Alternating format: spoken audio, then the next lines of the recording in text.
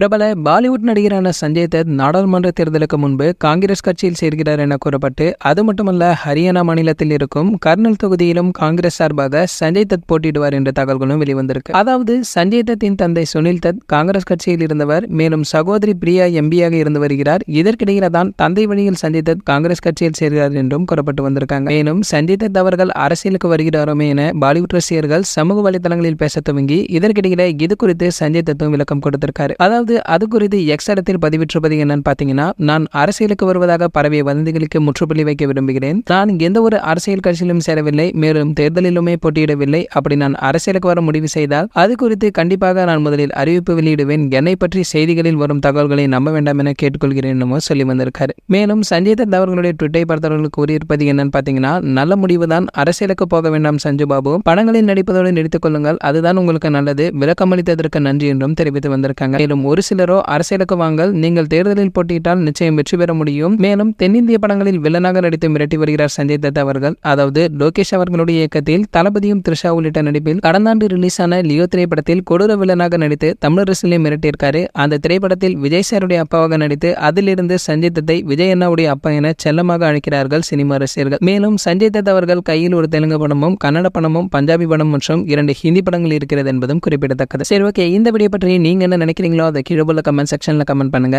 மேலும் இது போன்ற சினிமா பிரபலங்களை பற்றி நீங்க உடனே தெரிஞ்சுக்க நம்மளுடைய தளபதி 360 நம்ம சேனலை சப்ஸ்கிரைப் பண்ணிக்கங்க. பக்கத்தில் உள்ள பெல் ஐகானை கிளிக் பண்ணிட்டீங்கன்னா நீங்க நம்ம வீடியோவை மிஸ் பண்ணாம பார்க்கலாம்.